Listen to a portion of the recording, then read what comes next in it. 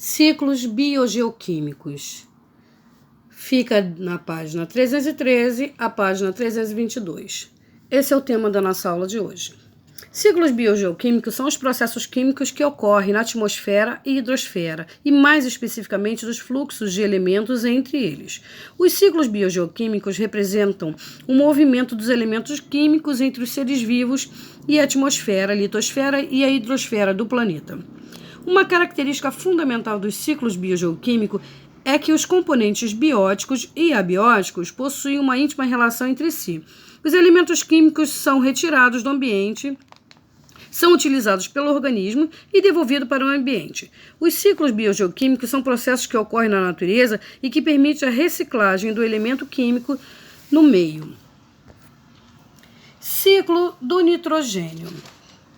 Este ciclo é responsável pela circulação de nitrogênio em plantas e animais. É considerado o ciclo mais importante do ecossistema terrestre, pois é dele que provém todo o nitrogênio que será utilizado na produção de aminoácidos, proteínas e ácidos nucleicos. O nitrogênio é o elemento mais abundante na atmosfera, 78%, encontrado na forma de N2, conhecido como nitrogênio molecular. Pouco são os organismos que conseguem absorver e metabolizar o nitrogênio dessa forma. Os únicos organismos que conseguem absorver e incorporar o nitrogênio molecular em suas moléculas são as cianobactérias, algumas bactérias e certos fungos. No solo, encontramos o nitrogênio na forma de gás amônio, íons amônio, nitritos e nitratos. Nos seres vivos, encontramos o nitrogênio compondo as longas cadeias de proteínas e de ácidos nucleicos, DNA e RNA. Como podemos observar, a maioria dos organismos não consegue absorver o nitrogênio molecular. Então, como se explica o fato de seres vivos, como as plantas e animais, terem o nitrogênio na composição química de suas células? Isso se deve pelo fato de existirem bactérias e fungos no solo que absorvem e convertem o nitrogênio presente na atmosfera. Algumas bactérias vivem em simbiose com as raízes de algumas plantas leguminosas, bactérias simbióticas ou fixadoras, e outras vivem livre no solo. As bactérias simbióticas ou fixadoras são as responsáveis pela maior quantidade de nitrogênio retirado da atmosfera, convertendo-o em amônio, que, ao se dissolver em água, forma o íon amônio, que será transformado em íon nitrito por outra espécie de bactéria e nitrato por outra. Não podemos nos esquecer das bactérias decompositoras, que a partir da decomposição de plantas e animais mortos transformam o nitrogênio das proteínas de seres vivos em amônia. As bactérias que oferecem o nitrogênio na forma de amônia, nitrito e nitrato para serem utilizados pelas plantas e pelos animais recebem o nome de nitrificantes. Para fechar o ciclo, bactérias desnitrificantes transformam o nitrogênio dos nitratos e da amônia em nitrogênio molecular, que volta para a atmosfera. O ciclo do carbono. O carbono está presente na atmosfera, na litosfera, na hidrosfera e na composição química de todos os compostos orgânicos encontrados na natureza, tais como as plantas e os animais. Encontramos o carbono na forma de CO2 na atmosfera, compondo o ar que utilizamos na hidrosfera. Ele é encontrado dissolvido na água dos oceanos, rios e mares. Na litosfera, encontramos o carbono constituindo os depósitos de combustíveis fósseis, como carvão, petróleo e gás.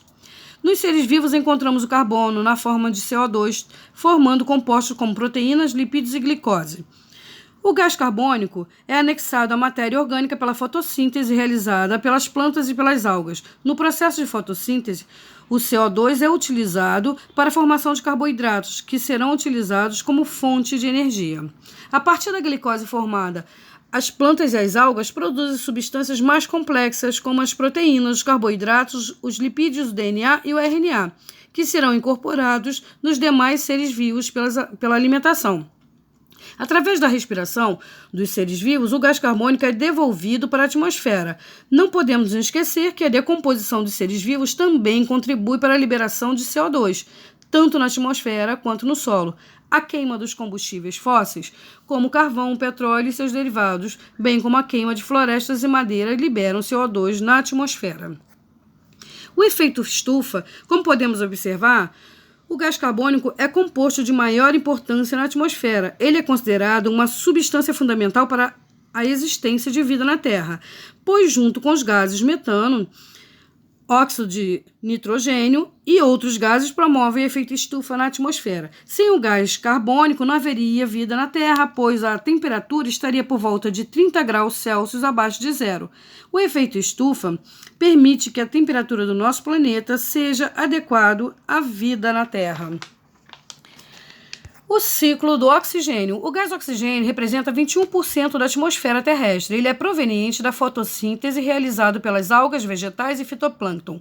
Os animais, as plantas, algumas bactérias e fungos captam oxigênio e o utilizam na respiração. Além de ser encontrado na natureza, podemos encontrar o gás o gás oxigênio na composição química da água e no corpo de todos os seres vivos no interior das células. Como sabemos, os seres vivos que necessitam da presença de oxigênio são chamados de aeróbios, e já que vivem na ausência de oxigênio são chamados anaeróbios. Os decompositores, bactérias e fungos aeróbios, obtêm seus nutrientes a partir da decomposição de restos de animais e plantas, transformando a matéria orgânica e eliminando o gás carbônico, e promovendo assim a oxidação da matéria orgânica. Porém, existem alguns decompositores que são anaeróbios, e estes não conseguem transformar toda a matéria orgânica em gás carbônico.